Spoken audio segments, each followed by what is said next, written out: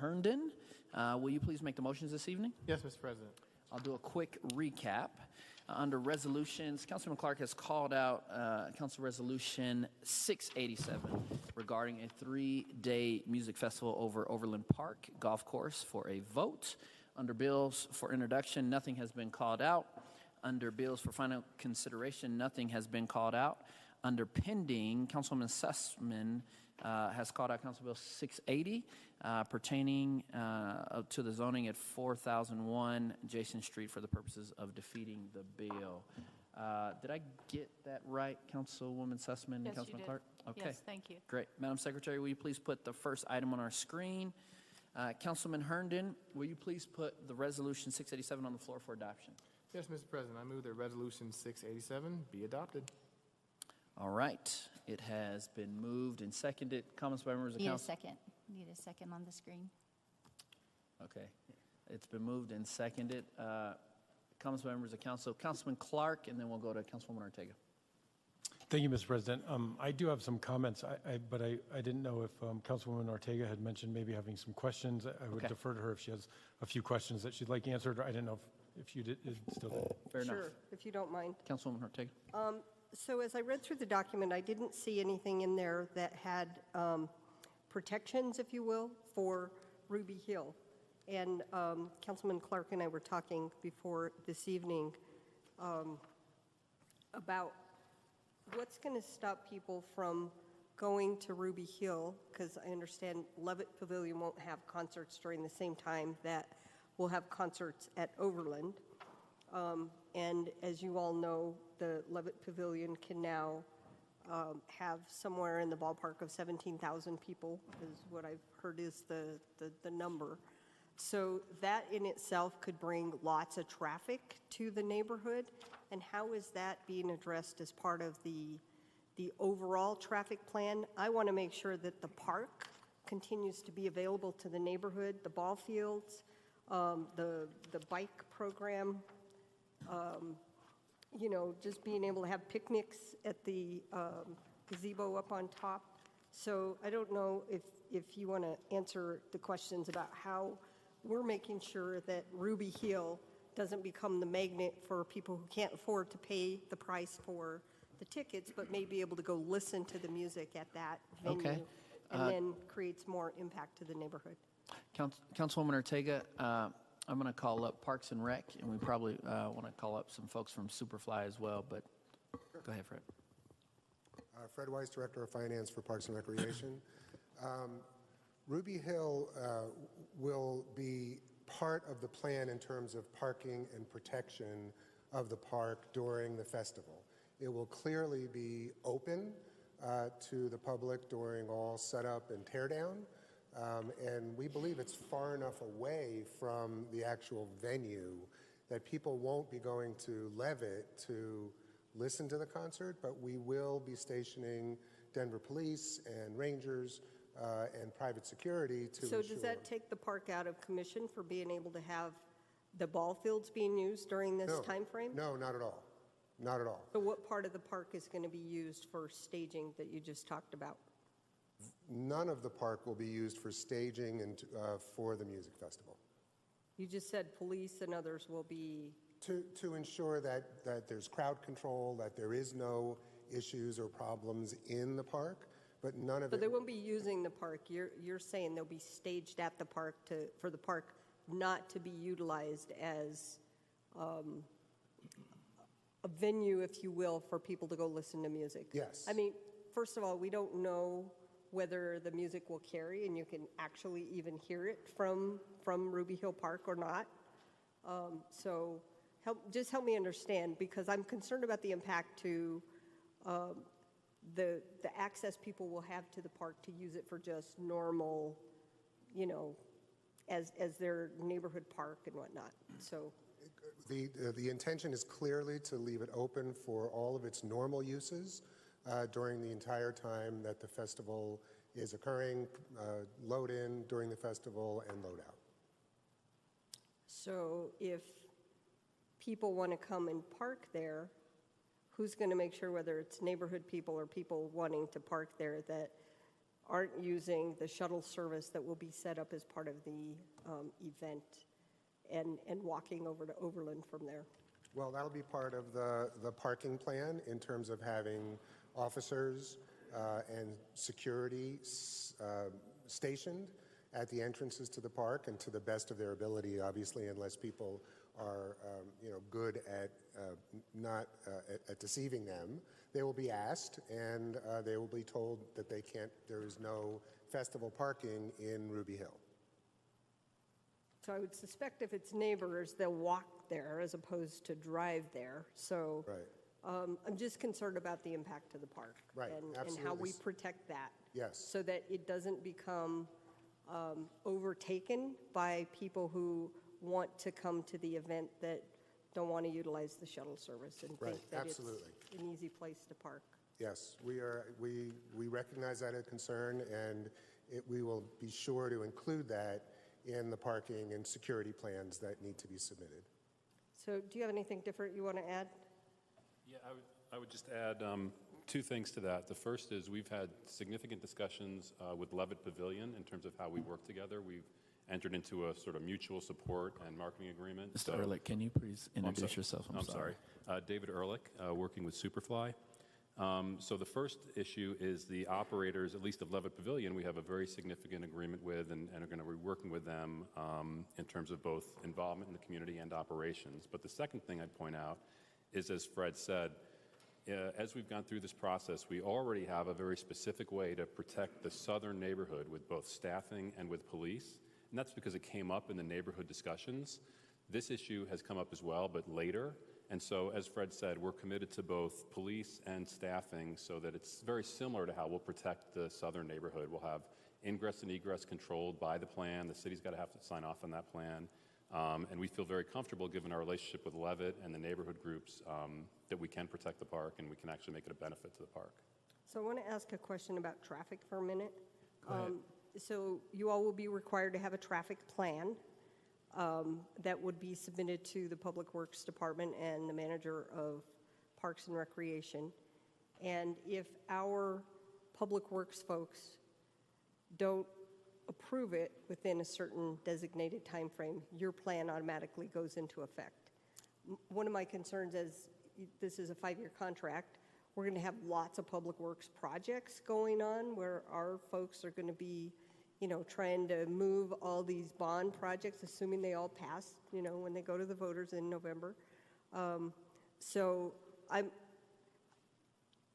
hopeful that our city staff will, and that Councilman Clark will be shepherding this to ensure that we have that input and review, and particularly after the first year, if we find that there are nightmare traffic problems that the community is dealing with, which, I appreciate the fact that it does spell out that if the community wants a parking plan with restricted parking, similar to what Mile High Stadium neighborhoods have and whatnot, that they can get that, and that could be something that further protects the neighborhood. But if Public Works doesn't have the time to look at it, their plan automatically goes into effect within a certain time frame if we're not looking at it. So I'm just hopeful that we'll have the folks and the time to be able to look at that and address any issues that need to be worked out.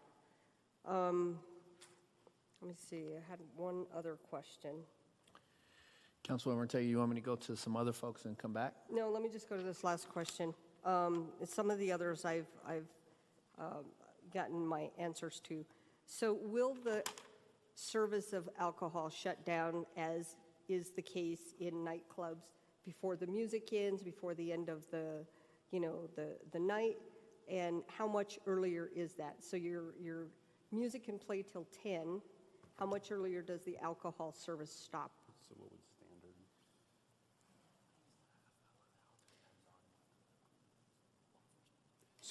So that will be also part of our operations agreement, but the answer to your question is yes. The serving of alcohol will stop earlier than the music at 10 o'clock, approximately a half hour or an hour, depending on mutually what we all decide is appropriate in terms of crowd control and everything else. Okay. That's it for right now. Thank you. Thank you, Councilwoman Ortega. Councilman Flynn. Yeah, Mr. President, did you want to go with Councilman Clark first? You know- Because I only had comments, I had no questions. Oh, great. Why don't we do this, Councilman Clark, if you're okay? Those with questions we go to first, and then we can go to the comment section. Are there questions from members of council? Councilman New? Yeah. Councilman Clark and I were talking about the evaluation mechanism in the contract and how it seems to be very sketchy and not really clear. And I was wondering if Councilman Clark would go ahead and clarify and describe a little bit about the evaluation, post-concert evaluation process, please. Yeah, thank you, Councilman New. The administration also is very committed to this after meeting with neighborhoods, and I circulated a document around, I think it was in the packet last week, that outlines the accountability committee and who will be on it. Also, you had brought some great ideas of including others like police and fire in that. And so, meeting with the attorneys, there is a provision in there that provides room for that. It doesn't specifically call out that mechanism, but I think, Superfly and the administration, have been very committed to that. I'm sure could commit to that now that accountability committee, as outlined in the paper, will definitely be a part of this process. Does that help? Yeah, very much. And there'll be a documented review as well as recommendations for improvement.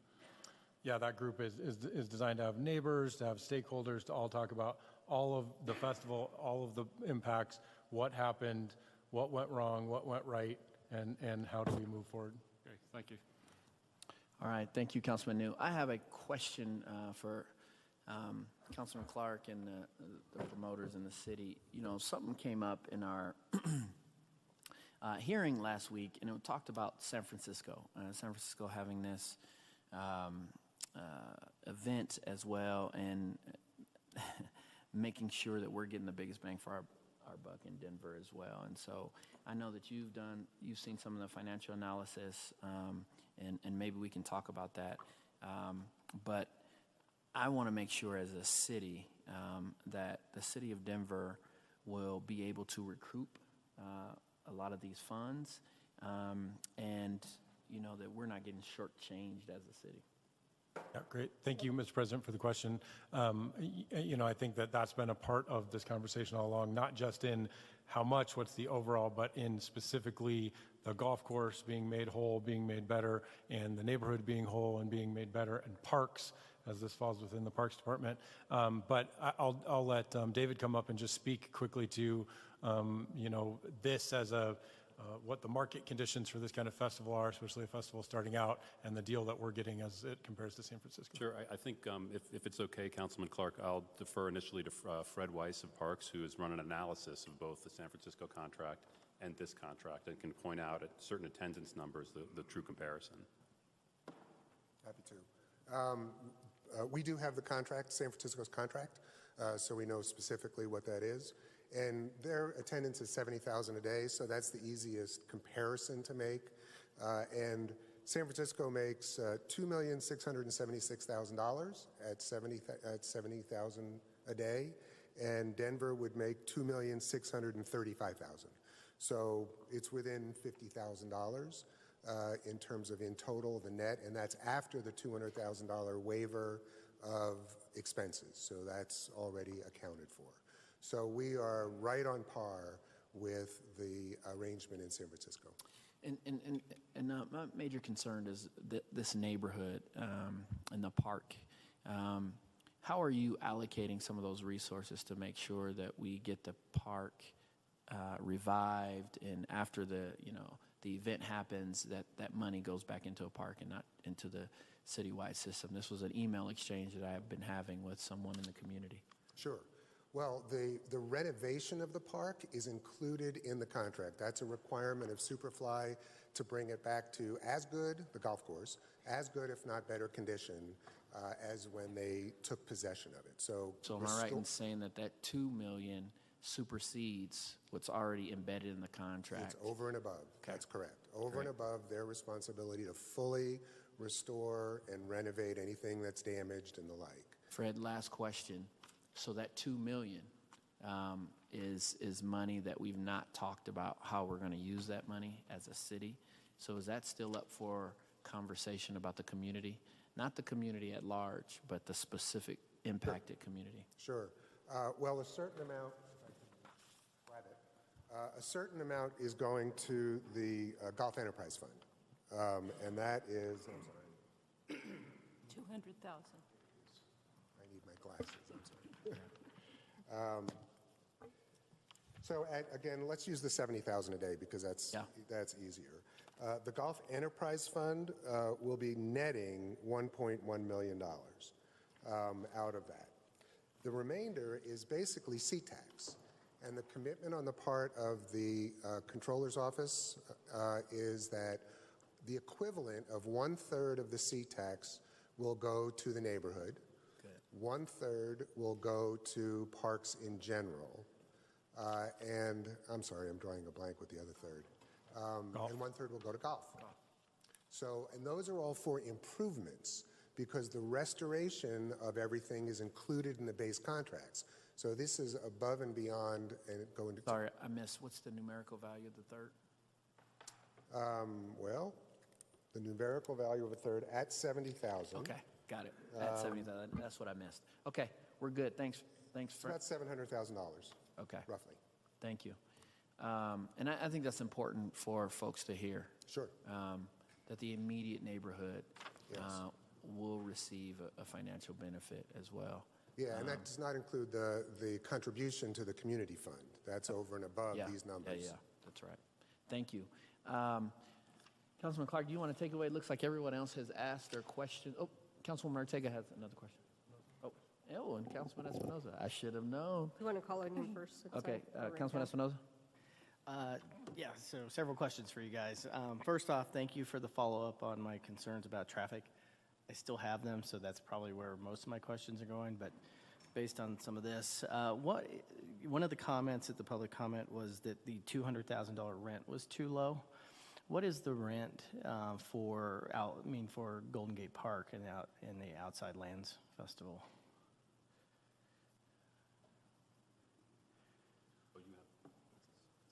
The structure is very different. There is no rent.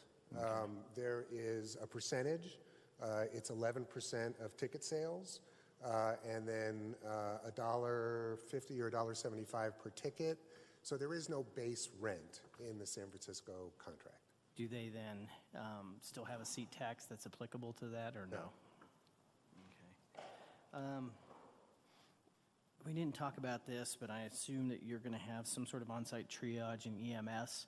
Is there a route through the neighborhood, and will that be a silent route, or will we have, because we're talking about a population roughly about most of the size of Boulder that will be on site for 10 hours. How do you handle emergencies on site? Well, there will be an emergency plan both on-site and an emergency evacuation plan, and we'll consult with, we will let Denver Health and Denver Fire and Denver Police really drive the requirements of that plan because they're the experts. But will they be putting sirens as they leave the facility, or will they get out to, say, Evans or Santa Fe before they do that if they're actually taking somebody to the hospital? I don't know. That would be I would assume that we will follow their protocol. Okay. Is there a charge for the parking that will be off-site, or if you're using a city-owned facility or not? Part of the reason why I'm asking is, so we just had the Dragon Boat Festival in my district this weekend. We're still waiting for our attendance. It usually draws about 100,000 over the course of 2 days, where they constantly stream of buses going through the neighborhoods for 2 days for that 50,000, which is akin to what you have, right, as a sort of constant flow. But they only charge $5 for the parking, which I think encourages people to use that. I know you had been speaking to possibly including transit to the program, possibly in ticket price. Would that also include parking at the parking rides or downtown at the Mile High Stadium or something like that? So Rick Farman from Superfly.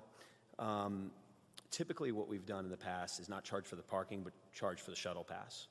So, and that can be anywhere from a $10 to $25 fee for the weekend, depending on various pricing levels and things like that.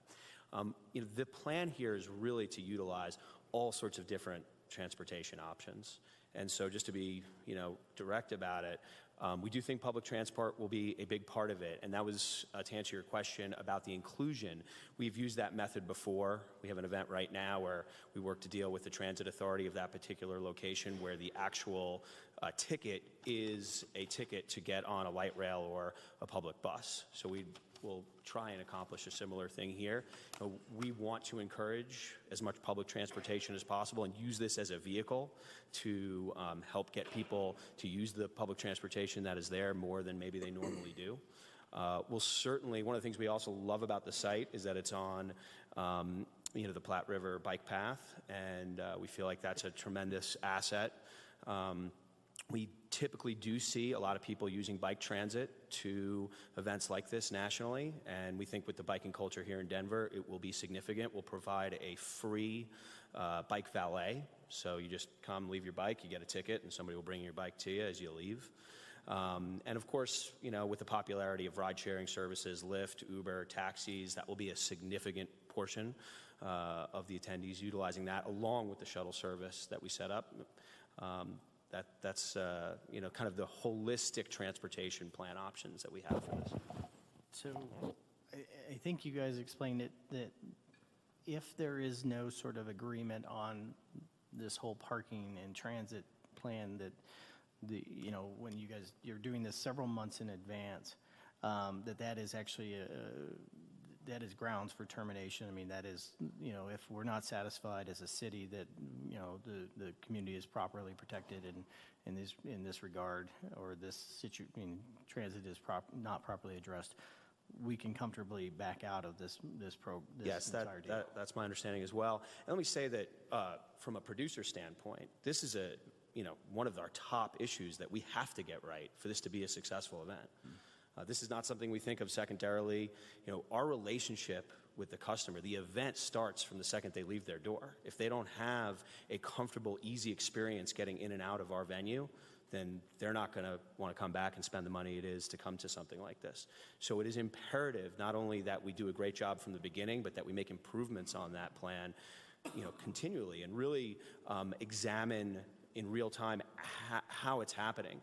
We're very good with utilizing data, really understanding how people are transporting, when they're coming, when they're leaving, all of those things to make a plan that really creates a comfortable atmosphere. And we've been able to do that in our history. There's a lot of other events nationally that are great examples for us that operate in parks that are in similar, locations like this that have access challenges that you have to overcome. And we believe that this is a site that can be done very well. We have a very experienced traffic engineer that is part of our team that does this nationally as well.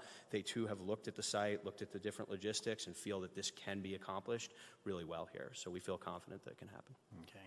I think I'm going to have to, at some point in the next year, get Councilman Clark over to my house for a Broncos game, just for him to see sort of the entirety of the day and evening of what 76,000 people looks like, and then force him to a concert with me as well, one of these events, so that he can also see that. Because this will linger as one of my sort of concerns until I see that plan. And I want him to be cognizant, because the explanation you provided, speaks to upwards of 40% taking TNC and taxi, which would be, 30 some odd thousand of the attendees, and that's even if they're carpooling, that's a lot of cars. And anything you can do to use that TNC to get them to transit and then shuttle from the transit stops or bus service to the site, would go a long way, because you're not going to be able to queue up or store those shuttles, but you're going to have to figure all that out, because this is a lot of people in an area that doesn't have a lot of free space, even. One of the things that we see, if you don't mind me saying, in San Francisco at the outside lands is that people will typically take a TNC to an area that then funnels into whatever our walkable ingress plan is. So it's not like we expect all of the TNC to drop off right at the front door here. You know, they'll go frequent the businesses on Broadway, get a coffee, walk into the event, and of course we'll be controlling the different avenues of pedestrian access coming into the site along with law enforcement. So when you think about it more broadly, you know, it's not just the location, it's getting people to the area, or as you said, getting people to some of the transit hubs that we're going to be supporting as well to then come in. So that's how we've seen it work in the past. Will your transit plan also include, you know, some of the sort of LED display signage, you know, miles and blocks out to sort of direct people, as well as advertising? Yes, component? absolutely. Well, advertising is a big part of it, right? That starts at the very beginning. And as I said, you know, the goal here would be to create something where your ticket is part of the transit plan. So you take public transportation right with that ticket. That's something we would advertise very aggressively to get people to take those modes of transportation. In general, people come to our site, the event website in this, looking for that type of information. And we find that people generally follow a lot of the recommendations that we put out. So that'll be a huge part of it. You know, the second part of your question is yes. I mean, we'll be working in a very detailed manner with law enforcement and everybody else in the community to figure out exactly what messaging is needed, exactly what routes are most advantageous for ourselves, for the businesses in the area to get traffic to them. But yes, signage, variable signage is a big thing because you can, you know, change it up on the fly as you realize you want to make an adjustment. So we will utilize all those techniques. Okay, great. Thank you. Thanks. All right. Thank you, Councilman Espinoza. I'm going to go to Councilman Cashman for a question, and then Councilwoman Ortega. Turn your mic on, sir. Your mic's not on. Mike. There we go. So you said you don't generally charge for parking, is that correct? We charge for the use of the shuttle service, so we don't generally charge for parking. Okay, help me understand. I was looking at the outside lands site, and what I thought I saw was $48 for 3-day shuttle. That's right. And then $255 for 3 days of parking. That parking that you see on the outside land site is for a VIP parking pass, where we do have some limited parking within the park itself that is accessible to people who are willing to pay for it. I don't think we have that at this location, so I don't think that would be applicable here. Great, thank you. That's all, Mr. President. Thank you. All right, Councilwoman Ortega. Thank you. The questions generated a couple additional. So first, why not look at something like Mile High Stadium or Dick's Sporting Goods as opposed to one of our parks, and specifically a golf course? Sure. You know, nationally, there is a trend of these type of events being held in public spaces, such as Eisler Park in Austin, such as Golden Gate Park in San Francisco, such as Grant Park in Chicago. And I think the reason is that people want more of a green sort of, you know, nature-friendly environment. You know, going to see a show in a stadium is much different than going to see a festival where you're experiencing lots of different types of activities from all sorts of music, but also food, crafts, art. The way that these events really work well doesn't really lend to something that's a stadium environment that's built for a completely different purpose. And just the configurations don't really work well. So we have extensively looked and worked with Parks and Rec at other locations. We all determined, based on a variety of criteria, that really Overland was the one that made the most sense for this particular location. So I want to ask a question about the clubhouse. So I see that you all will have access and use of the clubhouse. The revenue that will be paid back is for damages to the golf course. So what happens if the clubhouse is damaged? Is I believe the that agreement covers sufficient the amount of money? clubhouse. Yeah, it's same. It covers the clubhouse, is my understanding. So the amount of money that's being set aside for the park, you're saying is sufficient to include the clubhouse, or is that in addition to? Well, we have to repair everything that Anything we that's damage in the damaged. park. So Okay. there's not a limit Got to it. that. Got it. And we'll be insured to protect against that as well. So there's not a specific number. So Okay. yes, the clubhouse is included in that. Okay. And then, let's see, I had one last question. This is for Katie, if you wouldn't mind coming forward.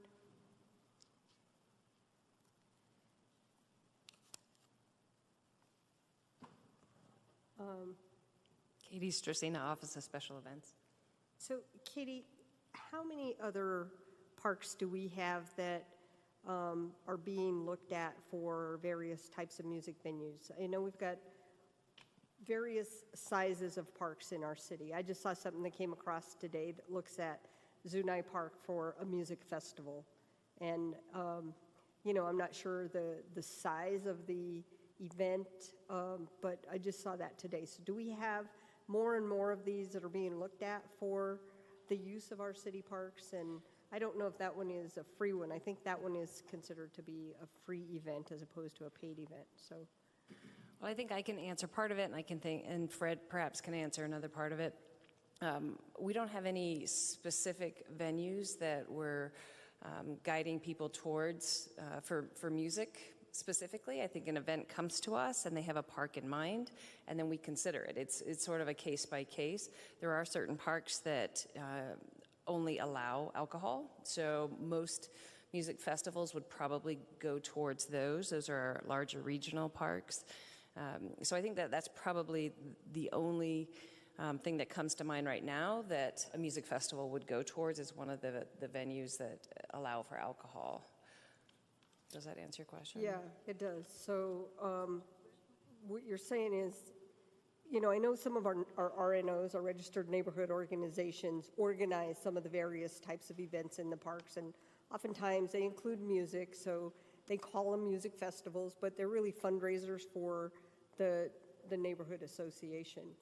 And I see that very different from this, but, you know, I know, for example, we have Jazz at City Park. That's much smaller scale than this is proposed to be. And I guess what I'm trying to understand is if we're seeing more interest in people wanting to do something of this scale in any of our other parks. Do we see this being like the only one that we're looking at, so that, you know, the public, and we've heard from people on both sides, but that this doesn't end up being a slippery slope where now it's like, okay, whose park is next for, you know, some major event that takes it offline from, you know, in this case, the golfers who normally utilize this park to play golf?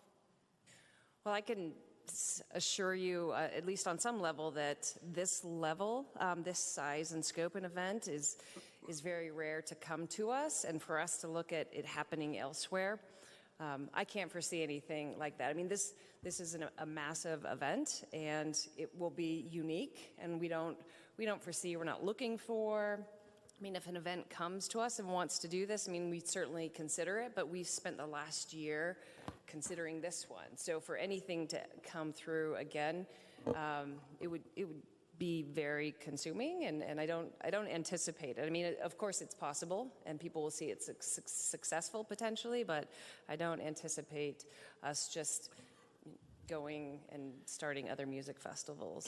Councilman Clark wanted to jump in. Yeah, and I was going to just bring up, Fred, can you talk about the exclusivity clause in this contract specifically that would prevent something of this scale? Yes, the city is agreeing in this contract to not engage in any other contract of a similar nature in terms of a major music festival. So even During if we this were time frame or at all? during the term of the contract, that's all that it governs. During the term of the contract for the month of September? No. Or the 5 years of the 5 contract? years. The Okay. 5 years, yes. So there will not be another festival of this type, of this size, of this nature for 5 years, you know, during the term of the agreement. Okay. Thank you. All right, so we are into comments. Councilman President Pro Tem Clark. Thank you, Mr. President. First, I just wanted to thank everyone who's been involved in this discussion for lending their voice to the process. I want to thank again, and not a lot of them made it out for a second week after sticking around for 5 hours last week, but everybody who came out to the public hearing last week. and for sticking around to have a chance to speak, and all of my colleagues who asked great questions and pushed and prodded throughout this entire process. It's been a long process and one that didn't have a roadmap. There isn't a specific thing that we do or how we work to engage the public written down when someone asks to have an event on a golf course. This was new. And while the process that we landed on was certainly not perfect, it was robust with all of the meetings, the surveys, the opportunities for public comment and engagement. This contract looks the way that it does because people, the citizens of Denver, the citizens of Overland and Ruby Hill, and all of the surrounding neighborhoods got involved with it, and because Superfly was willing to meet the concerns that the neighborhood had head on and not run away from them. I do believe that this is a good contract. It's a contract that protects the golf course, that protects the neighborhood, that brings revenue to the course to make improvements that would otherwise not be possible, brings revenue directly to the neighborhood for improvements that citizens have been asking for years, and revenue to the park's capital improvement program citywide. But most importantly, this is something that my constituents, the neighbors, the leaders in Overland Park are asking for. And I don't mean for a second to imply that this is unanimous by any means. There are constituents of mine and people throughout the city who don't want this. But there are so many that do. And we all saw last week during the hearing that those who do span all ages and represent the diversity of this entire neighborhood. They're also a very smart group of people. Some of them have been fighting for this neighborhood for more than 40 years. They stood toe-to-toe with the Shattuck chemical plant and demanded that they clean up what was at the time the most polluted site in Denver. And that land is now clean enough that it's being developed into townhomes, places where people will live, and money from the settlement that that neighborhood negotiated was the catalyst for the $30 million of investments that we now have along the South Platte River in the last 5 years. This is a group of people who knows how to defend their neighborhood, knows how to build community, and they have asked me and they're asking us to vote yes. Scott Rethlake and his crew from the golf course have met extensively with Superfly. They visited the festival in San Francisco, and they have assured me that the course will be better, not worse, because of this festival. Happy Haynes stood up here. She negotiated, Fred negotiated this contract, the team with Parks, and she stood up last week and told us that this is a good deal. I know that Scott and his entire team, I know that Happy and Fred and the entire Parks team, the board of the Overland Park Neighborhood Association, all the residents of Overland, Ruby Hill, Athmar Park, Platt Park, Wash Park, and beyond will stand shoulder to shoulder with me to make sure that Superfly lives up to everything that they've promised and delivers an event that our entire city can be proud of. This vote isn't the end of that work. It's just another step as we continue to work to address all of the concerns that were raised throughout the public process in the plans that will be forthcoming. So tonight I will be voting yes on this contract, and I ask all of you, my colleagues, to put your trust in the work that's been done and in the people who have done it, in our golf and parks team, in the leadership from Overland, my constituents, and the surrounding communities, and join me in voting yes. Thank you, Mr. President. Thank you. Thank you, Councilman Clark. Great words. Councilman Flynn. Thank you, Mr. President. I want to say to Councilman Clark and to the Parks Department and to Superfly that I respect all of the work that went into this, and I believe that there's actually probably the foundation for a very good contract and an event here, but just in my gut, it just feels like the wrong location to me. And so I'm going to vote no tonight, and I ask my colleagues to consider voting no for the following reasons. I think we need to respect process in the city here, especially when it comes to our parks, which are in Denver fairly sacred to us, right? And only 7 years ago, we had a very robust public process that said, these are the parks where we will have admission-based events. And that policy went through a round of public outreach and consensus building, and in the end, golf courses were excluded. And we also have policies regarding amplification in parks in the code, in Denver Revised Code 3962. Only 2 parks were granted by ordinance the right to use amplification. That's City Park and Civic Center Park. It says the council may from time to time by resolution designate other parks. I don't know if we're going to get another resolution that will go along with this when it comes time next year to grant the right of amplification on this golf course. Ultimately, it just feels wrong to use a golf course for this, and I understand that this might be the best site that you mentioned. This was the best site you could find in Denver, but the least best site for me isn't good enough. I think we need to respect the public process that said we don't do festivals and we don't do admission-based events, special events, on golf courses.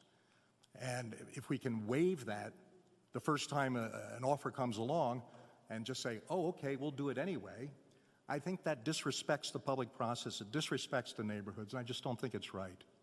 And so I will be voting no, Mr. President, and I hope everyone else considers whether would they want this to have happened in their neighborhood, to have gone through a lot of debate, and where should we have festivals?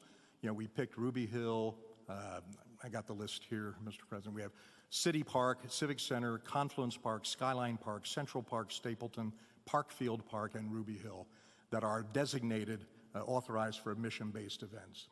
And if somebody comes in the door and just says, well, I'd like to do one on your golf course also, that we can just throw away all that public process, it just doesn't seem right to me.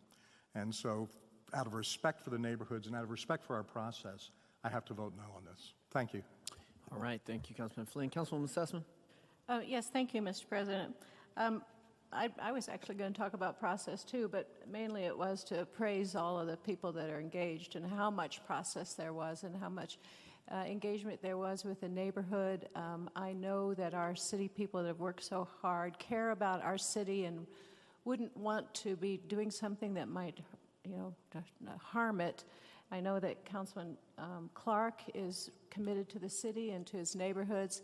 I am pretty impressed with the deal that's been worked out to keep the golf course, to actually pay for all the lost revenue, to pay for any damage, to improve the golf course after you're finished. I'm not sure we've made such a good deal for any kind of festival ever before in the city.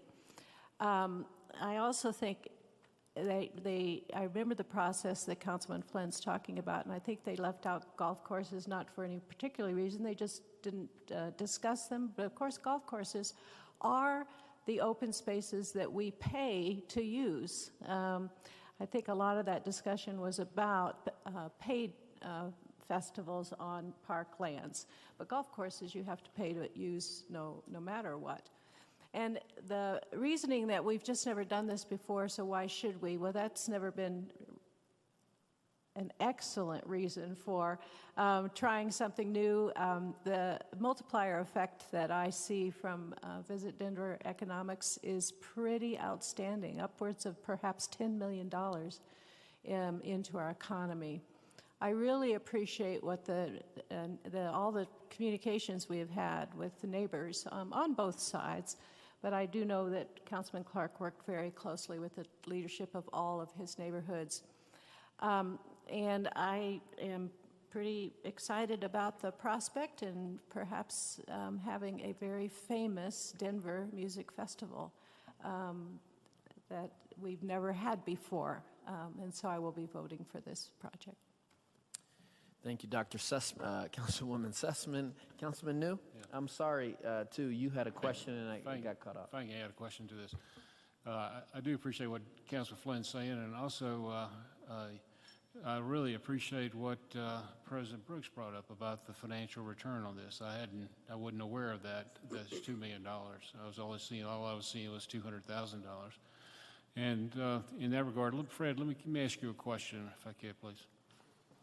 On the $700,000, supposedly whatever that split is for the neighborhood improvements, will the neighborhood be involved with the decisions that what improvements will be made in that neighborhood? It's not something that Public Works is going to decide or the city department is going to decide we're going to pave streets, or it's actually a decision-making process that includes the neighborhood to make sure that they have a strong voice in how that money is being spent.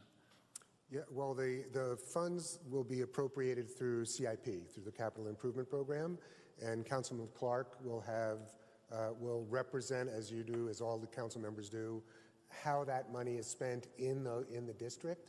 And so there won't be a formal process for the neighborhoods to determine how to spend that CIP money, but through the normal process, which neighbors have a great voice in through council members, they will influence that significantly. I guess I misunderstood. I thought it was the direct neighborhoods involved. You're just talking about the entire district for Councilman Clark, right?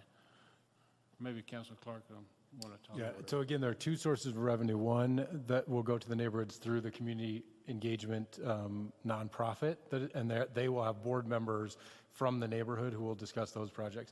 And the other is the one that will be coming from the general fund. And I think this is a great opportunity to explore some of the participatory budgeting that we've been talking about, to say this is money that right now is just earmarked to come back to that community. There's not a specific boundary that it is only Overland, because the residents of Ruby Hill and of Platt Park are saying, hey, what about the impacts around us? And so I think it will be part of what are the impacts that are happening, what are the infrastructure that everyone's been wanting, and how does the public engage in those decisions as part of our budgeting process.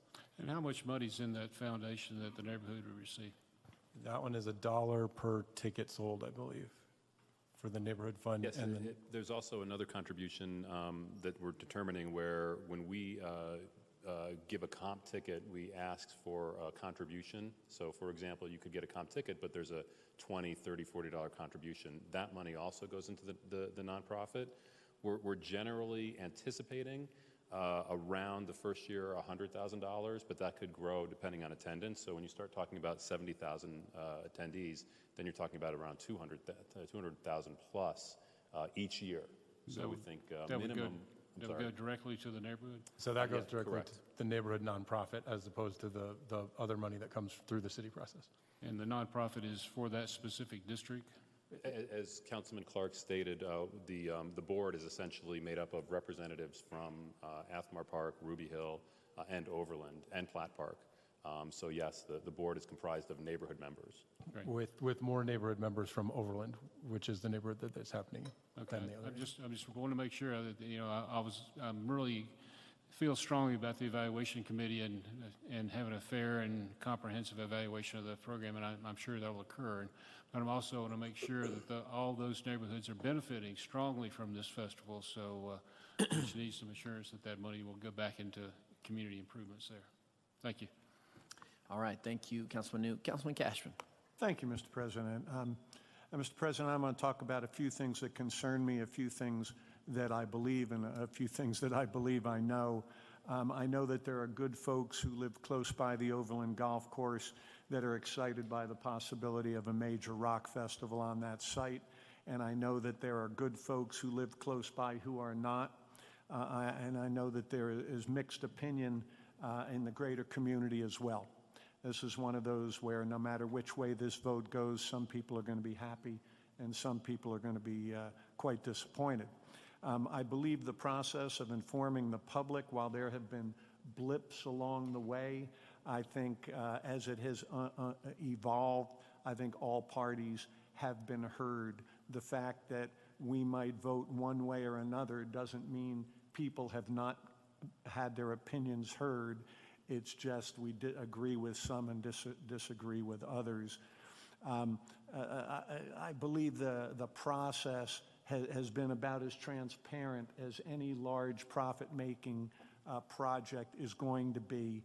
The possible benefits of welcoming 30 to 80,000 people a day to Overland have been touted, and the possible downsides of that, I think, tend to not get as much airing. When a similar event was proposed for City Park a number of years ago, I was opposed from the start. I simply could not see any way that traffic and noise could be adequately mitigated in a park so completely surrounded by established residential neighborhoods without being an unfair burden. My first reaction to Overland was not that clear. The presence of Santa Fe Drive on the eastern edge and a less intense presence of immediate neighbors made me think that maybe this can work. Since the first time that I was told about the possibility of this event, I have said, and I have continued to say, to vote yes, I'll need to be convinced that the community is going to be better off for this event taking place than it would be if it never did. I personally want to thank David Ehrlich, who has served as Superfly's point person for the event, for his openness, his candor, and his willingness to work with the community in an attempt to get to yes. I laughed when I heard that Superfly, who was meeting strong resistance from the neighbors closest to the golf course, would be willing to offer them, quote, significantly discounted tickets. Mr. Ehrlich went to the promoters who stand to make millions off a successful festival. They have agreed to make those tickets available to the people most impacted. When presented with concerns regarding those with health burdens that would not readily tolerate the disruption of festival weekend, he began searching options to relocate them to comfortable environs during the event and to look at sound mitigation alternatives for those that would choose or need to stay put in their homes. He has worked to add detail to a provision that would bring a part of ticket proceeds back to the most affected community.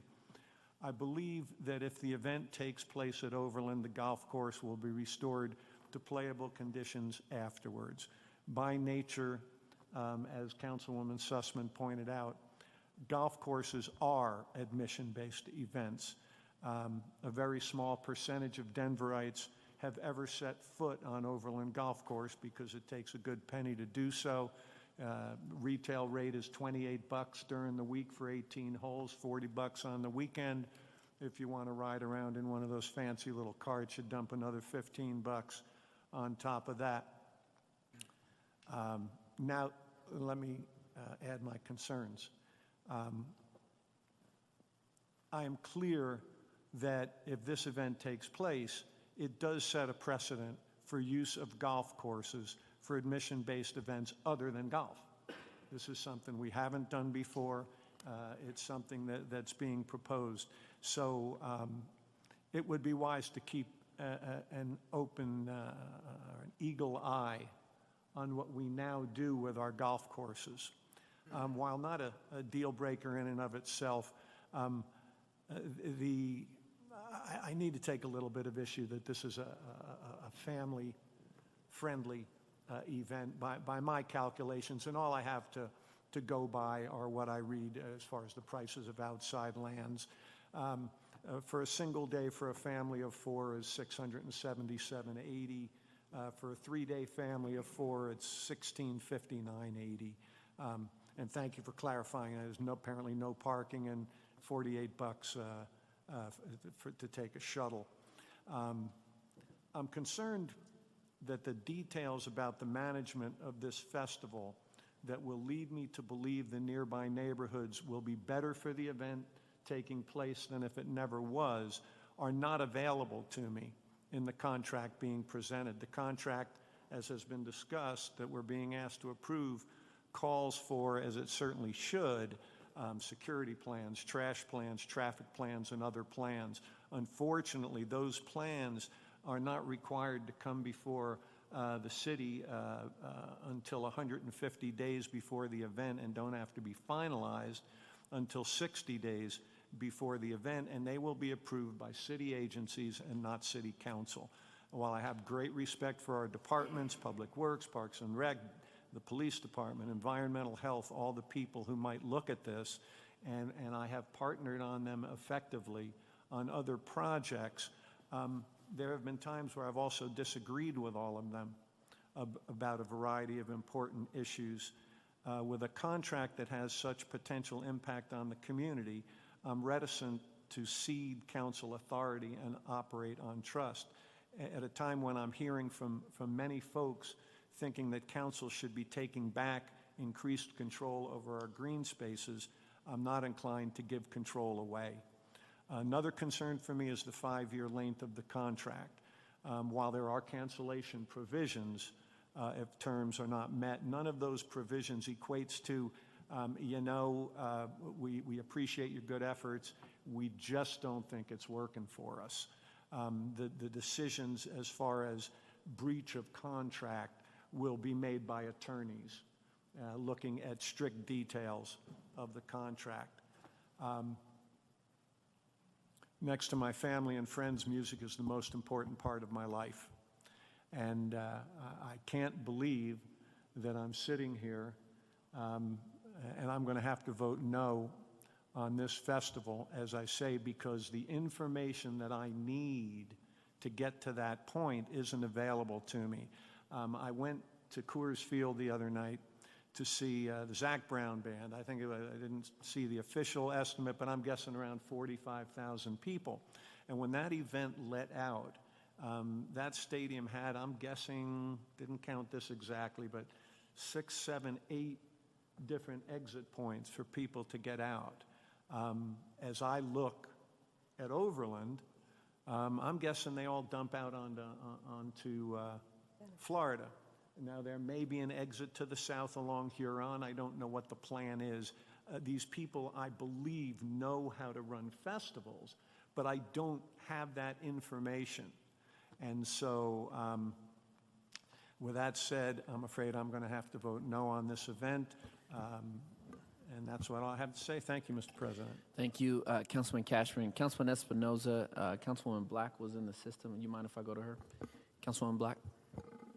Thank you, Mr. President. I'd like to thank Councilman Clark and Denver Parks and Rec and Special Events for their incredible community outreach and for learning so much about the festival in San Francisco. I know you all went there. You talked to neighbors. You talked to businesses. You learned the ins and outs of it and the impacts on the community. So I really appreciate that. I've heard from lots of people who are really excited about a world-class music festival here in Denver. And I've heard from a lot of younger people who do not play golf. And they don't get to go on golf courses. You can't walk your dog on a golf course. You cannot go on a golf course unless you golf. And they're super excited about being able to use a public green space for something that they like to do. I'm confident that the golf course will be put back in better condition than when it was started. I'm confident in the contract. I know you all have done an incredible job. And also that you've responded to the neighbors, and you've had a lot of meetings with them, and you've addressed their concerns. I also know if it doesn't work out that you won't be coming back. I've been thinking about it more in the lines of the Cherry Creek Arts Festival, which this year I think there were 351,000 participants or attendees. And the Cherry Creek Arts Festival takes over Cherry Creek. And if you live there, it's a bummer, but it's a world-class event. It's incredible. Artists come from all over the world to come to our Cherry Creek Arts Festival. And then the neighborhood is put back together again. And it's a fun event for people in Denver.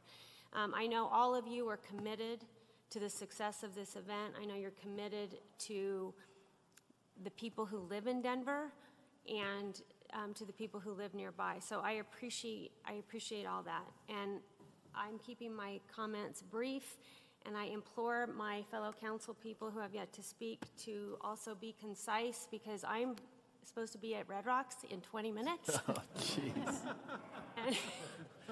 It's a bucket list concert for me, and I don't want to miss it.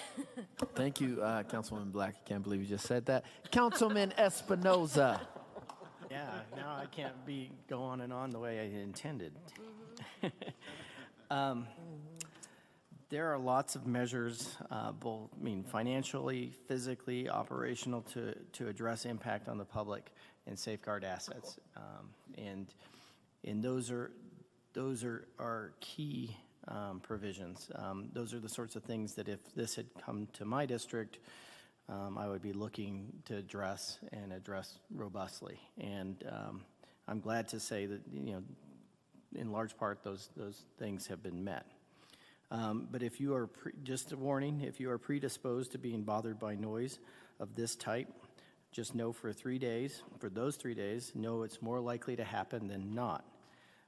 What I ask is that you report real time so that they can be checked and inform decisions going forward. Well, I think the contract is fair for 5 weeks of loss of use. I do think that there was a harder bargain that could have been made, and so you're lucky you weren't in District 1.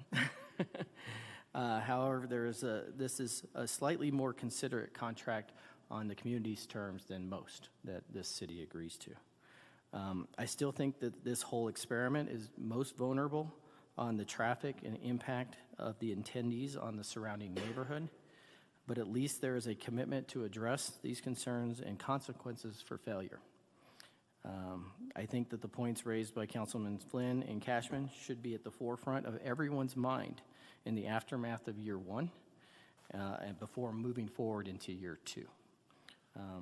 I do think this is a great way, to everyone's point about the charge of greens fees to play this course.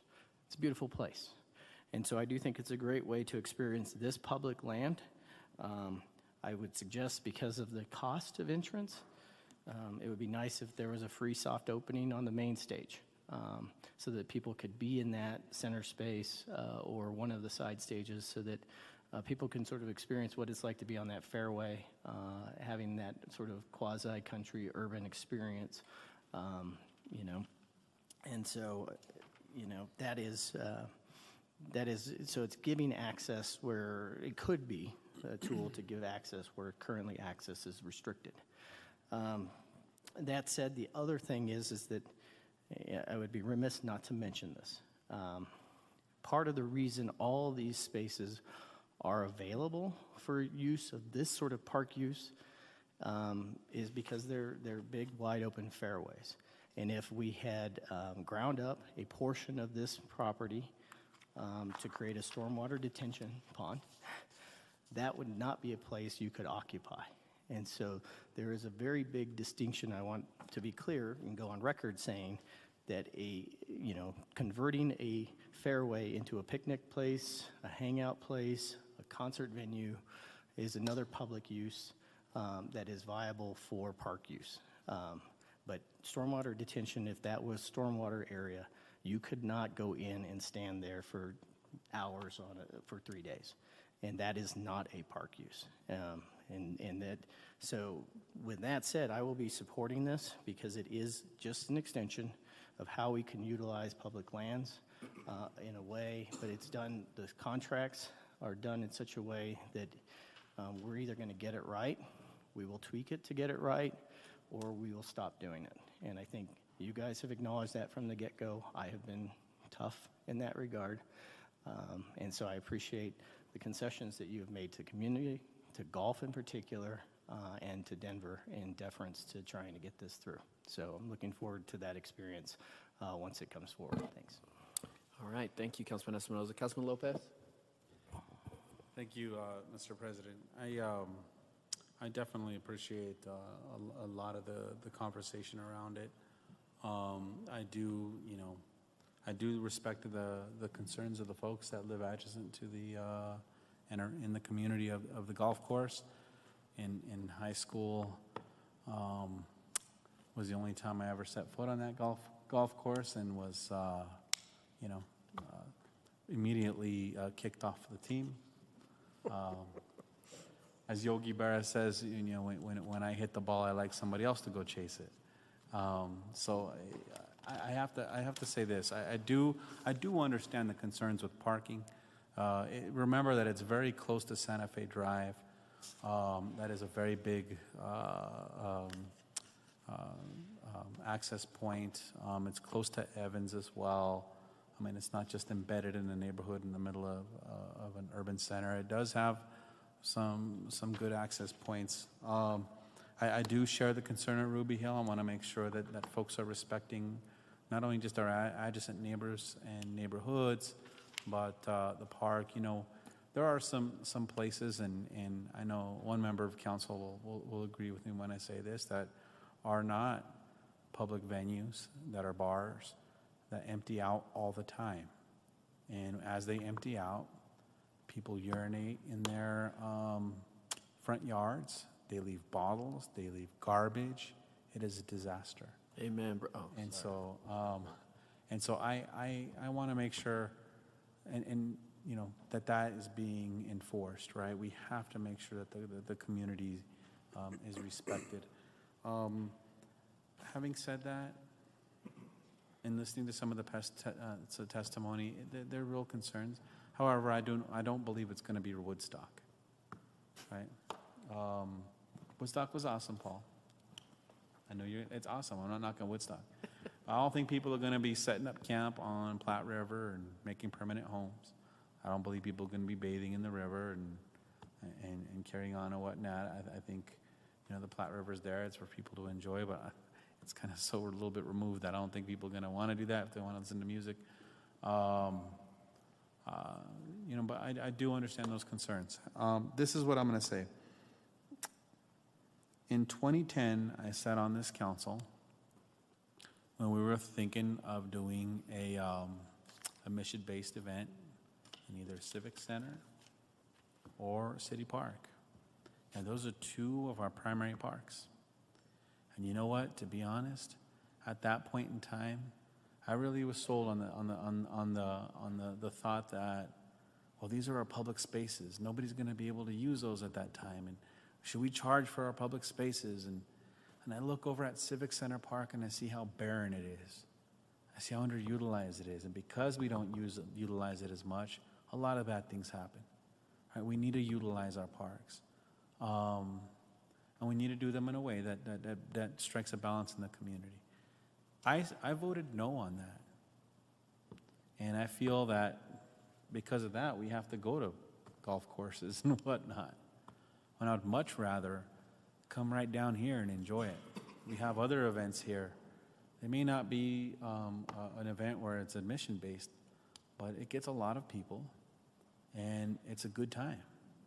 And when I go to other cities, I mean, I didn't get the chance to do this when I was in Austin because there wasn't anything going on at the time.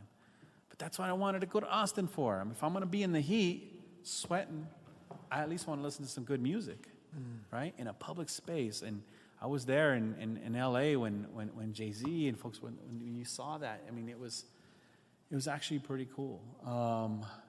And the use of these public spaces. And I don't want Denver to miss out on that. And also, here's the other reason why, and my final reason.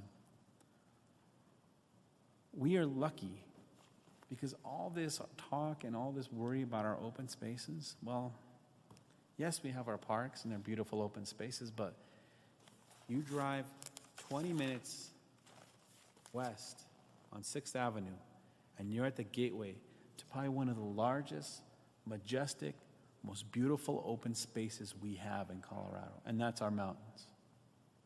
I don't see this as an attack on our open spaces, on our recreation, and our ability to enjoy the fresh air without noise. It's all out there waiting for us, right? And that's more of a challenge. So with that, I mean, I do look forward to having this, to seeing it. It is something not too far away, not too far removed from us. And I really have to give Councilman Clark a lot of credit for the process, for the convening. He truly was and is somebody who I believe is super careful with his decisions and very inclusive into what he did. And I think, a lot of this is taken lead from his leadership and his assurance. So with that, I will vote yes on this. Thank you, Councilman Lopez. Councilwoman Kinich. Thank you, Mr. President. I am always, as always, impressed by the thoroughness and thoughtfulness of my colleagues. And so, but as often happens, it's that we are looking at the same factors, but sometimes weighing them slightly differently. And I was listening to Councilman Cashman, who I deeply respect for his thoroughness, and I feel like he covered most of the things that I'm weighing, but he weighed them slightly differently. And so I will be supporting this contract tonight and wanted to identify a few of the reasons why for my constituents who have been asking and feel like they want to understand why and how we're making the decisions we make. So for me, I feel like as well, the fact that this is a fee-based activity today, that people pay for golf courses today. And actually, I'll come back to that point because golf courses are in trouble in Denver. We are looking at the potential closure, the certain closure of the Park Hill Golf Course. So there's this trade-off between this very expensive infrastructure to upkeep and then the amount you're willing to charge or able to charge for an urban course without some of the amenities of private courses and trying to keep it affordable to the residents you want to use it. And so it is no exaggeration to say that the financial stability of golf is in question. Our golf enterprise fund has struggled with those issues. And so the ability to earn resources that can help keep these fees low, not just the infrastructure costs, because I know there's improvement fees, but the solvency of golf generally is important to keep the fees low. So we're not in a position where we're trying to trade off the affordability for golfers. So to me, I think that that's all connected on the financial side of this deal. Would that have been enough by itself? No way, right? There are other things to weigh. For me, the public hearing was really beneficial. I heard very sincerely the concerns of the immediate neighbors about their disruption, and there's no way to deny that. But I also balance that with the fact that those parks that are listed in the list Councilman Flynn mentioned, the neighbors from those parks bear so much burden from us having all of our events focused on those parks. And those neighbors have asked us repeatedly as a city to balance out some of the things happening in other areas. So I can't, and this is partially my at-large seat, I can't think just about the residents next door to one park. I also have to think about what is equitable and what are the other things. And our neighbors of Civic Center and our neighbors of City Park are deeply burdened. And so for me, this is a balance, right? It's not perfect, and there's no denying the impact, but it's balancing rather than putting all of that burden on one neighborhood over and over again, or 8 neighborhoods. So for me, the other thing that was really persuasive is the depth and history of the leaders who supported this. You know, when I see a Jack Unruh, when I see Ronnie, these are folks who I would not consider to be easy in terms of meeting their standards. I often don't meet their standards as a council member, so I know they're tough. And when they get to the point, there's a point at which my job as a representative is to say, who are the trusted community leaders? And if I'm going to represent the trusted community leaders in this neighborhood, the ones that I've worked with for years, the ones that I've seen in leadership for years are there, and they supported it. So I have some faith in the fact that they feel enough a part of the process that they will be able to have a voice in those final plans that we don't yet have, right? And so they're the liaisons, and if they have that trust, that's a big leap, because they're on the front lines of those discussions. So I think that there is always risk in a new venture, and I think this contract manages a lot of that risk. I too would like an easier non-renewal clause. I feel like the bar for non-renewal in years 2 through 5 is high. I would have liked it better if we had an easier decision to say, listen, you complied with everything, but it still was not good for the city. I would like that out, but we didn't get that. But weighing all those other factors, I'm going to vote in favor of those long-term residents who have told me that this is what they would want. So again, good points on all sides. Just I'm weighing on those for me tonight. Thank you. All right. Thank you, Councilwoman Kinich. Councilman Flynn and Councilman New, you've given your comments. You okay if I skip to Councilwoman Ortega for her comment? Sure. Go ahead, Councilwoman. Thank you. First, I'm going to have to get Councilman Lopez out to the golf course or to Aqua Golf to practice his game. I got kicked out of there, too. So this one has been kind of challenging for me because I'm a huge music advocate and have championed our creative industries that we have here in Denver. And folks who live here know that our music scene is way bigger than Austin's.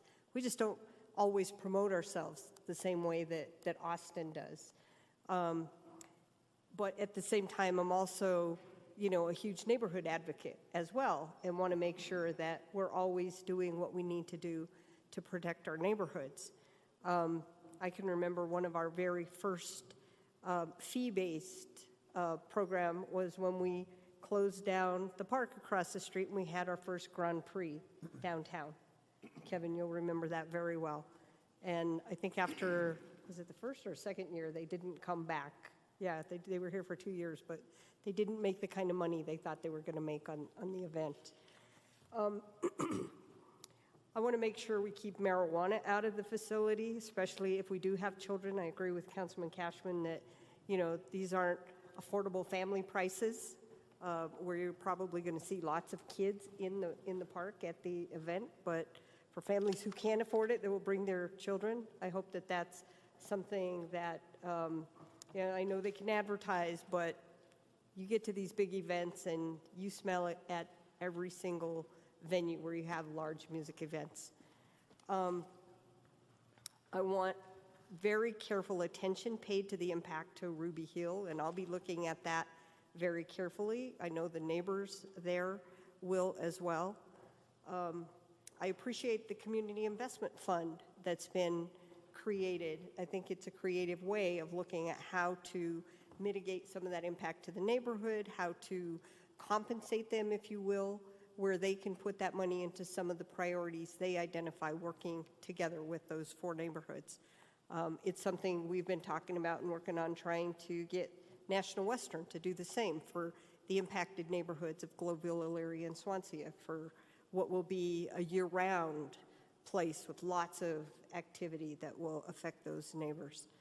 One of the things that I noticed, and this was brought to my attention by the couple of the neighbors that live near Ruby Hill, where they had heard the ticket prices for the paid events at Levitt Pavilion were going to be capped at $25, but when you add in all of the fees, it significantly adds to the price of the ticket. And I'm assuming that's going to be the case here as well. So what you think may be one price, by the time you add in all the fees, ends up being a significant more than that.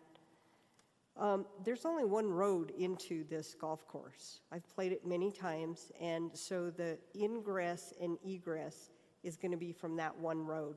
You know, when somebody mentioned traffic that would let out onto Florida, I'm assuming you were talking about foot traffic, because vehicle traffic for the, you know, whether it's going to be Lyft and Uber or buses or whatever, and I hear Aqua Golf is going to be like a staging site for some of the buses, so people will have to walk, because there really isn't an access point into the golf course from Florida right off of Santa Fe, unless there's going to be cutting into the fence or doing something different to get traffic in there, and then we'll repair that later.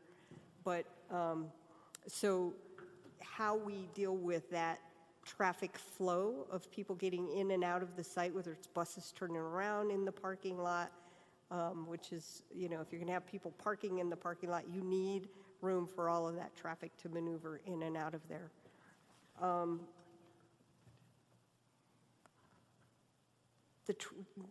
Somebody mentioned the fact that not having some of the plans, and I understand as you get closer, those details will be put together, and we won't see those, but ensuring that the details are paid attention to. We're dealing with this with a different contract where we're looking at those details now, and the devil is always in the details, making sure that the concerns of the neighborhoods are front and center in how those plans are put together. I'm still not sure how I'm going to vote on this. I mean, I'm feeling very conflicted. You know, again, I'm an advocate for our music industry and our creative sectors, and I think as a whole, as a city, we do a really good job. We have smaller events all over the city. I understand that some of our local talent will be part of the entertainment. I don't know what that split is, if it's 20% to 80% of the big name bands you guys are going to bring in, but I think that's an interesting and good part of this project as it will move forward, and I'm pretty confident you have the votes for this to move forward tonight, but those are some of my concerns. You've heard my questions earlier, and I'll decide when it gets time to vote where I'm going to come down on this thing. Thank you. Okay. Councilman Flynn? Thank you, Mr. President. I'll try to be brief so that Councilwoman Black can make it to Red Rocks in time for the encore. I want to thank Councilman Lopez for bringing up Woodstock. I'm risking the wrath of Harriet when I get home by disclosing that she hitchhiked from Chicago to Woodstock back in the day, and she remembers it as one muddy mess. And so I certainly hope that it doesn't turn out that way. Just for clarification, Mr. President, the reason I wanted to comment again was to clarify that when you pay a greens fee at a city of Denver Golf Course, you are not making that an admission-based event. Your round of golf is not an admissions-based event. The policy defines an admissions-based event as when the city, Parks and Rec, permits out a park facility to a private party to conduct a private activity to make a profit off of our parks for an admissions fee. So a greens fee does not make a golf course an admissions-based event. And finally, I want to thank Councilwoman Ortega for reminding me of those three words that keep ringing in my mind ever since I heard this proposal, and that is Denver Grand Prix. 1989, the city went into a 5-year contract. I know there are a lot of differences. The site is different. This is the Grand Prix that ran around Civic Center, not the later one that Kroenke ran at the Pepsi Center. This was the original one that tied up downtown for 2 years and lost $5 million and declared bankruptcy, and actually had to sue Mayor Webb to try to get out of running the other 3 years. I keep hearing that in the back of my mind. I hope I'm wrong, because I think this has enough votes to pass. But I do think that in light of our policies, well thought out, that we ought to stop and give pause and wonder whether we just ought to admit that we simply don't have the right place to hold an event of this sort, and that to pick the least worst place is just not good enough. Thank you, Mr. President. All right, thank you, Councilman Flint. I think they do have private parties on those golf courses, but Councilman New? Thank you, Mr. President. Brief comment. I came into this meeting ready to vote no on this project, and felt my two big concerns were, again, about the neighborhood participation and the evaluation, and whether they truly were going to be fairly represented and have a voice, and whether this festival would continue if it was detrimental. If it didn't work, would they really say that they would have a part in that decision, or where this contract would continue? Also, the economics. Hearing the economics discussion tonight, I want to make sure that the neighborhoods get their fair share of the improvements in this. And so what it boiled down to me tonight, even though I have real concerns about this location, and I'm an avid golfer and I'm really interested, I really wish I'd asked Hale Irwin last week what he thought about this golf course improvement. But anyway, the boils down to me is I trust Councilman Clark. It's his district. I have great confidence in him, and he'll make sure that the residents have a voice, a strong voice, and make a good decision to be treated fairly, and he'll make sure those improvements will be made to that neighborhood. So I'll be voting yes tonight. Thank you, Councilman New. Councilman Herndon? Thank you, Mr. President. So I have a golf course in my district, and I wasn't going to chime up, but I just wanted to say, when Councilwoman Kinich made the comment, certain closure of Park Hill Golf Course, I just need to make sure I echo that my sentiment is different to that. I am unaware of the certain closure. There are certainly conversations about the future of the Park Hill Golf Course, but I certainly would not characterize that as a certain closure. So I wanted to say that before I get emails about it tomorrow. And I think about if this organization came to District 8 and said, we're interested in doing this event, and I look at the process and the conversations that Councilman Clark has had, would there be anything that I would do differently? And while if I thought really hard, I am sure that there would be something, I have to applaud Councilman Clark, the city, the organizers, because they took all the questions and challenges head on. And they tried to reach a place that, hey, outside of not doing the festival, we hear you, and this is how we believe we can help mitigate some of your concerns. And so I do want to applaud you for that, because that is something that we do not always see. And so this is something that I will be supporting today. Thank you, Mr. President. All right, thank you, Councilman Herndon. Okay, Councilman Espinoza. Yeah, I'm glad I'm dovetailing off of Councilman New and Councilman Herndon's comments, because that's the only reason I chimed back in. I just wanted to throw my support again around Councilman Clark, and do stress that yes, he was always forthcoming, hearing our concerns. And I think the reason why you see so much support from his community is because of his leadership and how he's handled himself and the community throughout this thing in such a positive way. And I would expect nothing less going forward. And I think everybody on that side of the table knows that Councilman Clark has earned the support from members of council. So if If you're not agreeing with him, you're not agreeing with a bunch of us. So, but that's just speaks to Councilman Clark's, the way he's handled it, and I just want to acknowledge that it is a very good contract because of his work, so thank you. You got a problem with Clark, you got a problem with all of us. All right. We'll put it down somewhere.